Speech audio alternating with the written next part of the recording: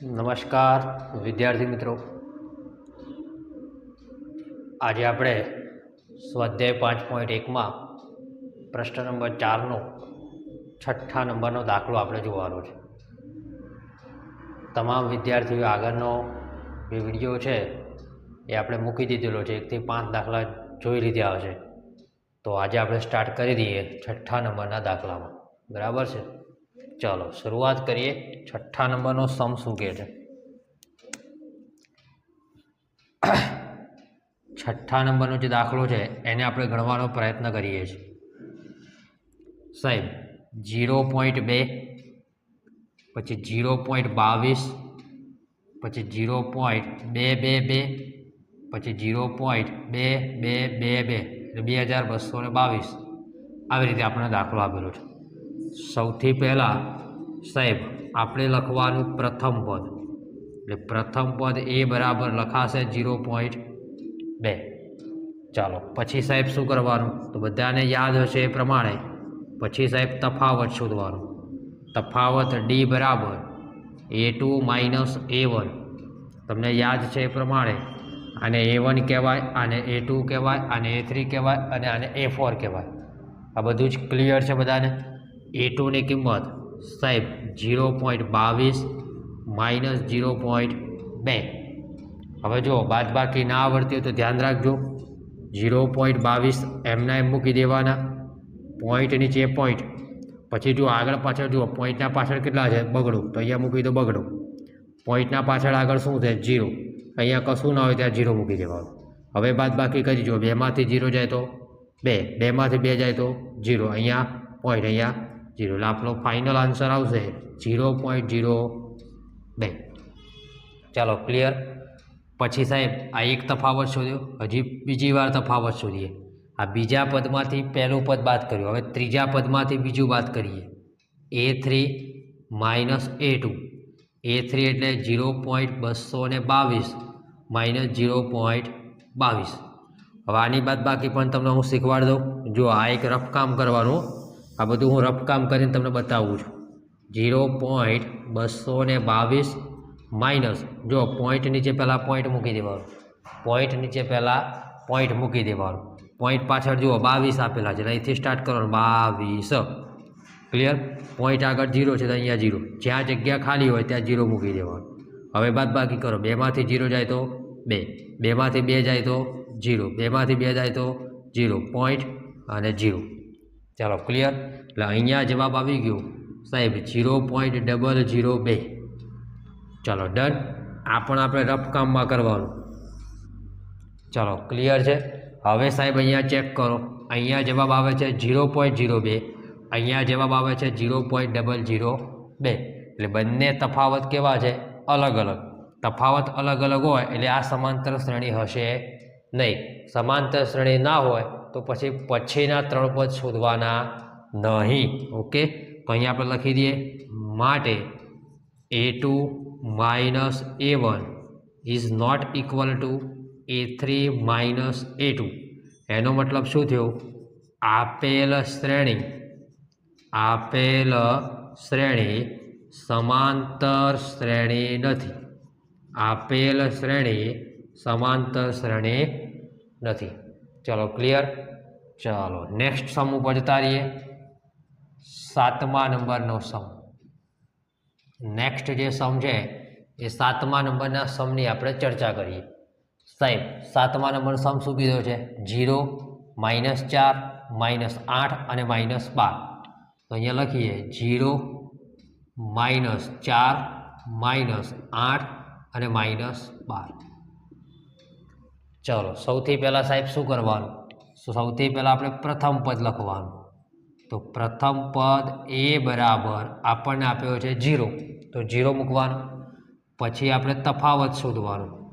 તફાવત ડી બરાબર A2 minus A1. આ ફિક્સ યાદ જ રાખવાનું. બીજા પદમાંથી પહેલું પદ, ત્રીજા પદમાંથી બીજું પદ, ચોથા પદમાંથી ત્રીજું પદ. ચાલો ક્લિયર. એ રીતે તફાવત શોધતું જવાનું. -4 -0, -4માંથી 0 જાય તો -4 જ વધે. ચાલો ક્લિયર. પછી સાહેબ ફરીથી તફાવત શોધીએ. તફાવત ડી બરાબર A3 માઇનસ A2. A3 એટલે -8. જુઓ A3 કેટલા છે -8. પછી આ માઇનસ એમના એમ. A2ની કિંમત ચેક કરો -4 છે તો અહીંયા મૂકી દેવાના -4. તો -8 માઇનસ માઇનસ +4. તો પ્લસ માઇનસ શું થાય માઇનસ. 8માંથી 4 જાય તો સાહેબ 4 વધે. આ બંનેમાં મોટું કોણ 8 મોટા એટલે આગળ માઇનસ છે અહીંયા 8ની આગળ એટલે અહીંયા જવાબ માઇનસ આવશે. ચલો ક્લિયર.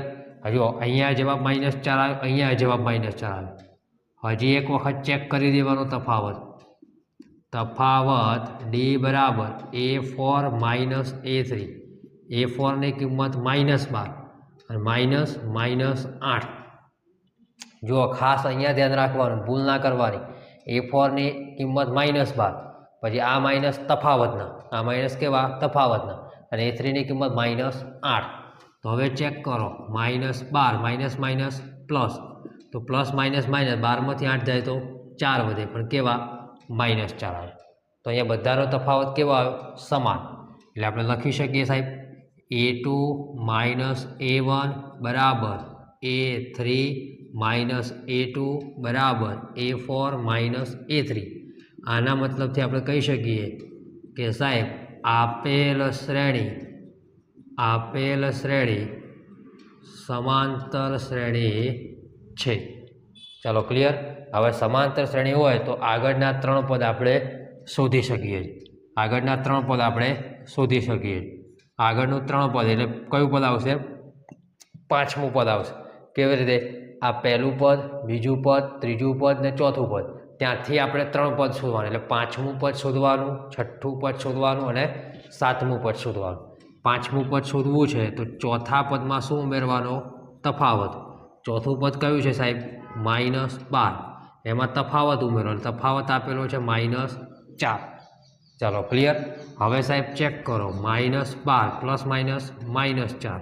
હવે માઇનસ માઇનસ કેટલા થાય પ્લસ થાય. 12માં 4 નાખો એટલે 16 આવે. મોટો આંકડો કયો છે 12. 12ની આગળ કયું ચિહ્ન છે માઇનસ. તો આપણે શું મૂકી દેવાનું માઇનસ. ક્લિયર. હવે સાહેબ 6ઠું પદ શોધવાનું. 6ઠું પદ શોધવા માટે 5મા પદમાં તફાવત નાખો. 5મું પદ તમે કયું લાયા -16. તફાવત કેટલો લાયા -4. તો -16 પ્લસ માઇનસ -4 16 ને 20 16 ને 4 20 થાય. ચલો ક્લિયર. અને સાહેબ છેલ્લું હજી એક પદ 7મું પદ એમાં પણ 6ઠ્ઠા પદમાં તફાવત ઉમેરો. 6ઠ્ઠું પદ કયું છે -20 પ્લસ તફાવત -4. -20 પ્લસ -4 માઇનસ માઇનસ પ્લસ એટલે 20 ને 4 24. ચાલો ક્લિયર. એટલે એકદમ બધામાં યાદ એટલું રાખવાનું તફાવત સમાન આવે તો આગળના પદો શોધવાના. તફાવત સમાન નથી આવતો તો તમારે આગળના પદો શોધવાના નહીં. ક્લિયર. એટલે આ બધા દાખલા આપણે વ્યવસ્થિત 6ઠ્ઠો અને 7મો દાખલો ગણાવ્યો છે. નેક્સ્ટ આપણે 8મા નંબરનો દાખલો ગણીશું.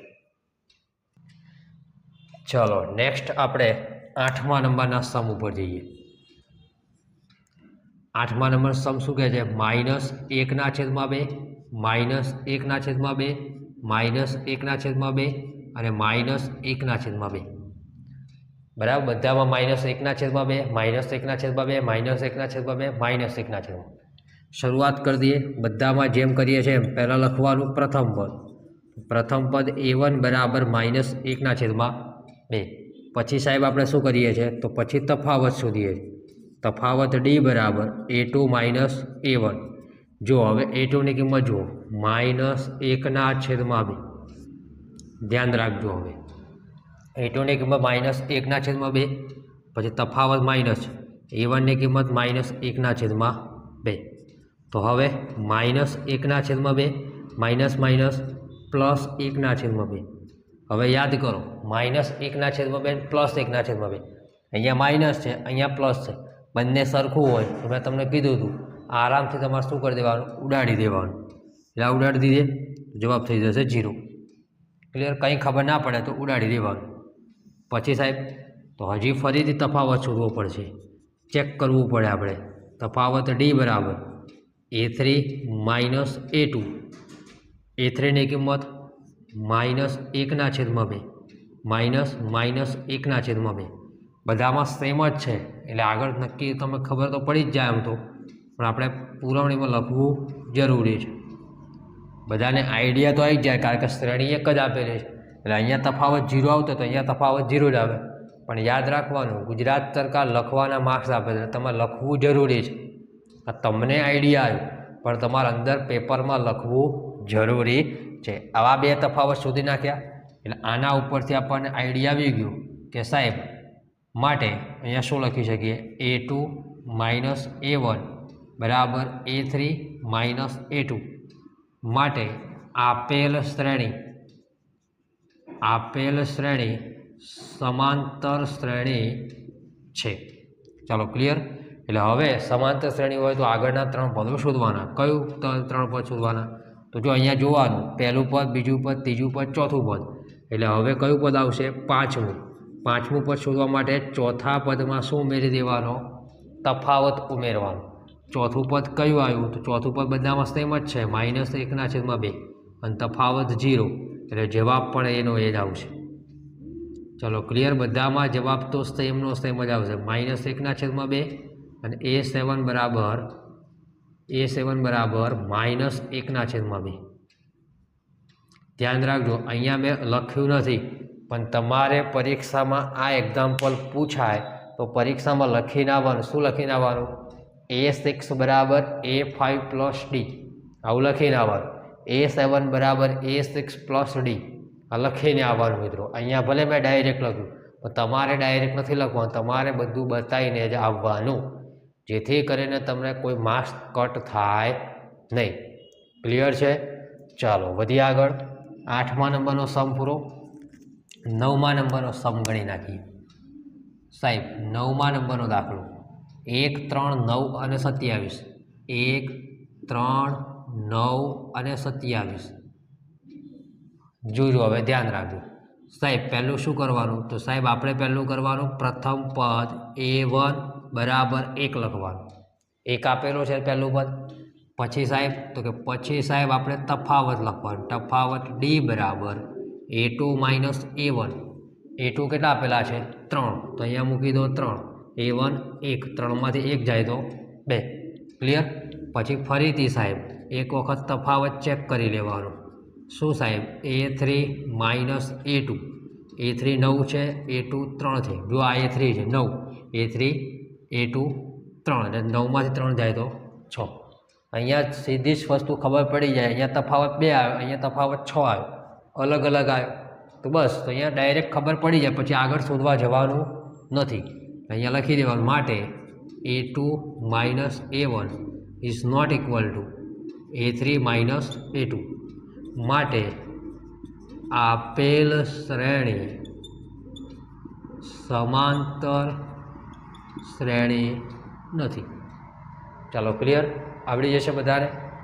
ચલો નેક્સ્ટ જોઈએ 10મા નંબરનો સમ. 10મા નંબરનો સમ જોઈએ. A, 2A, 3A અને 4A. જો આવી રકમ જોઈને ગભરાઈ નહીં જવાનું. આવી રકમો જોઈ અને ગભરાઈ જવાનું નહીં પરીક્ષામાં. તમને એકદમ તમે ચાલુ કરો એટલે તમને આવડશે જ. જો શરૂઆત કરી દઈએ. પ્રથમ પદ A1 બરાબર E. ક્લિયર. પછી સાહેબ તો કે તફાવત D બરાબર A2 - A1. જો બધા જ દાખલામાં સેમ જ બધી વસ્તુ કરવાની છે. A2 - A1, A3 - A2 બધું સેમ જ કરવાનું છે મિત્રો. ખાલી રકમ ચેન્જ થાય. A2ની કિંમત 2A અને A1ની કિંમત A. 2Aમાંથી 1 A જાય. 2Aમાંથી 1 A કાઢો એટલે કેટલા A વધે? 1 A વધે. હવે ફરીથી ચેક કરો. તફાવત D બરાબર A3 - A2. A3ની કિંમત 3A, આની કિંમત 2A. 3Aમાંથી 2A કાઢો એટલે કેટલા A વધે? A વધે. હજી એક વખત તફાવત શોધી નાખીએ. તફાવત D બરાબર A4 - A3. 4A - 3A. 4Aમાંથી 3A કાઢો એટલે હજી 1A વધે. બધામાં તમે જોઈ શકો છો, બધામાં તફાવત કેટલો આવે મિત્રો? A આવે. ક્લિયર. તો હજી આપણે અહીંયા હવે સાહેબ મારે લખવું પડે. માટે A2 - A1 બરાબર A3 - A2 બરાબર A4 - A3 માટે આપેલ શ્રેણી સમાંતર શ્રેણી છે. ચાલો ક્લિયર. હવે કયું પદ શોધવાનું સાહેબ? પાંચમું પદ શોધવાનું A5 શોધવા માટે ચોથા પદમાં શું ઉમેરવાનો? તફાવત ઉમેરવાનો. ચોથું પદ કયું આવ્યું? ચોથું પદ તમને આપેલું છે 4A, એમાં તફાવત નાખો A, એટલે 4Aમાં 1A ઉમેરો તો કેટલા A થાય? 5A થાય. ચાલો ક્લિયર. છઠ્ઠું પદ, તો છઠ્ઠા પદ માટે પાંચમા પદમાં તફાવત ઉમેરો એટલે 5Aમાં 1A નાખો તો 6A થાય. પછી સાતમું પદ, છઠ્ઠા પદમાં તફાવત નાખો એટલે 6Aમાં A નાખો એટલે જવાબ થઈ જાય 7. ચાલો ડન. ક્લિયર. એકદમ ઇઝી છે, પણ આવી રકમ જોઈને ગભરાઈને જવા. બાકી તમે શરૂઆત કરશો તો તમને ઓટોમેટિક ખબર પડશે.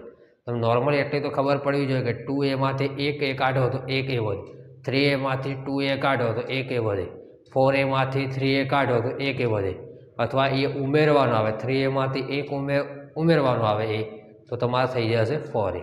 ચલો ક્લિયર. આટલો કોન્સેપ્ટ તમને ક્લિયર હોવો જોઈએ. હવે લાસ્ટ જે છે એ 11મો સમ છે, એ પણ આપણે પૂર્ણ કરી દઈએ. લાસ્ટ 11મો સમ ધ્યાન રાખજો. Aનો વર્ગ, Aની 3 ઘાત, Aની 4 ઘાત. જુઓ, રકમ જોઈને ક્યારેય ગભરાવા નહીં. પહેલાં એક વખત પેન ઉપાડીને ચેક કરવાનું. પ્રથમ પદ A1 બરાબર તમને આપેલો છે A. ચલો અહીંયા પછી વાત કરીએ આપણે તફાવત. તફાવત D બરાબર A2 - A1. હવે જો A2 શું આપેલું છે? Aનો વર્ગ. અહીંયા Aનો વર્ગ છે ને બીજા નંબરમાં, -A. હવે જો આ અને આ દાખલા 10મા નંબરનો ને 11મા નંબર, આ કન્સેપ્ટ ક્લિયર કરવા માટે એ લોકો બંને દાખલા મૂક્યા હોઈ શકે છે મારા મત મુજબ. કારણ કે જુઓ, અહીંયા 2Aમાંથી 1A કાઢો એટલે A વધે, પણ અહીંયા Aના વર્ગમાંથી A કાઢો તો શું વધે એ ખબર હોવી જોઈએ. તો જુઓ, અહીંયા Aનો વર્ગ, એનો મતલબ શું થાય? A ગુણ્યા A થાય. ખબર પડે છે? Aનો વર્ગ એનો મતલબ શું થાય? A ગુણ્યા A. બરાબર. Aનો વર્ગ એનો મતલબ શું થાય? A ગુણ્યા A. બરાબર. ઘાતકના નિયમ પ્રમાણે કોઈપણનો તમે વર્ગ કરો એટલે ડબલ વખત એની સંખ્યા ગુણાય. તો અહીંયા ગુણીએ આપણે.